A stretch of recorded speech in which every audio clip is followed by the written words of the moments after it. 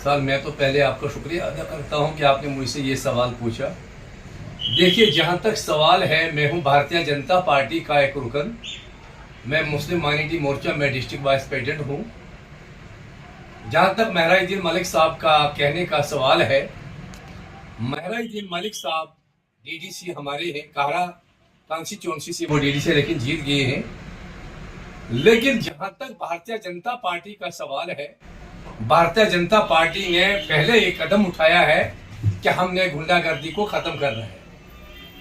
और कल से मुझे कई लोग ये बता रहे हैं कि महराजुद्दीन मलिक साहब ने हक का साथ दिया, पब्लिक का साथ दिया। यहाँ काहरा में कई लोग मुझे तंग कर रहे हैं, क्या भाई आप बीजेपी वाले हो? अगर महराजुद्दीन मलिक हिसाब किताब मांग रहा है तो आप बीजेपी वाले कहीं। मैंने उनको कहा, काहरा से तो कोई बीजेपी वाला खड़ा नहीं उठा, उसने ऐसा सवाल तो नहीं किया कि भाई हाँ यहाँ किसी जीआरएस के बारे में किसी ने कोई तारीफ तो नहीं की। हाँ, अगर बटियास या जेक्यास वालों का अपना अंदरूनी मामला है, अगर वहां से कहीं बीजेपी के कोई लोग जीआरएस की तारीफ करते हो, वो उनका अंदरूनी मामला है कि वो किस कैटेगरी में उनकी तारीफ करते हैं। अगर वहां पब्लिक खिलाफ है, अगर पब्लिक हमारा ये है, बीजेपी का ये है कि हमें पब्लिक को आराम मिलना चाहिए। अगर हमारी आवाम ठीक है तो हम भी ठीक है। अगर हमारी आवाम को कोई तकलीफ हो तो हम उस चीज को बर्दाश्त नहीं करेंगे। चाहे इसमें कोई भी ऑफिसर हो, वो खाली जीआरएस का मामला नहीं है, उसमें कोई न कोई गैजेटेड ऑफिसर अगर हो, लेकिन सवाल यह कि उस पर साबित हो। अगर कोई भी ऑफिसर ऐसा करता है तो भारतीय जनता पार्टी उसको माफ नहीं करेगी, ना हम करते हैं। बाकी मैं अपने बीजेपी के लोगों से ये जरूर कहूंगा कि कम से कम अपनी पार्टी के साथ मिल के पहले उनसे बात करें कि हमने इस सवाल का जवाब देना है, हम कैसे दें। तो सीधे उठ के मीडिया के सामने ये हम नहीं कह सकते हैं कि हाँ भाई लोग गलत है, तो फिर इसका मतलब ये है फिर लोग ही गलत है जिन्होंने महराजुद्दीन मलिक को वहां लाया। फिर वो लोग गलत है, फिर वो फ्रॉड है, फिर वो पैसा किस चीज का मांगते हैं? फिर तो वो पैसा ले गए हैं, फिर जीआरएस को किसके पीछे वो पड़े हैं लोग? फिर तो लोग गलत है जिन्होंने महराजुद्दीन मलिक को वहां लाया और जिन्होंने वहां प्रोटेक्ट किया। महराजुद्दीन अकेला तो नहीं था, हम तो वीडियो देख रहे हैं कि उसके साथ पब्लिक थी। भाई उसी जेक्यास की कुछ पब्लिक कुछ बता रही है, कुछ लोग कुछ बता रहे हैं।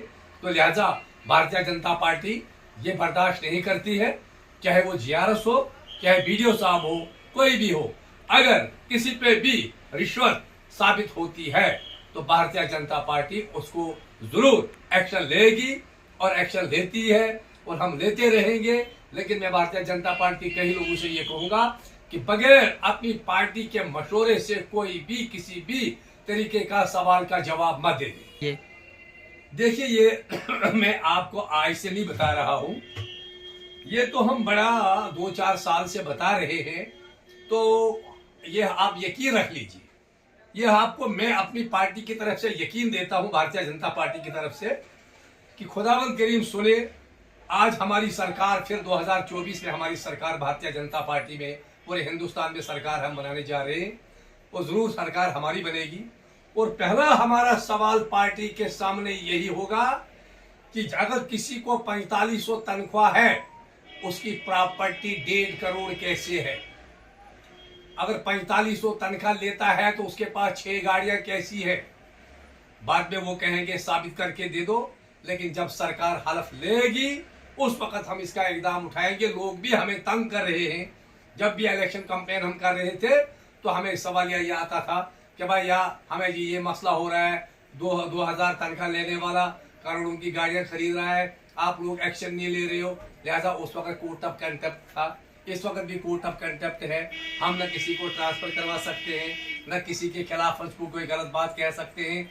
हम अल्लाह से दुआ कर रहे हैं कि अल्लाह ताला हमारे मोदी जी को कामयाब करे और पूरे हिंदुस्तान में हमारी सरकार बने, और हम इन लोगों को एक्शन लेंगे और लेकर रहेंगे।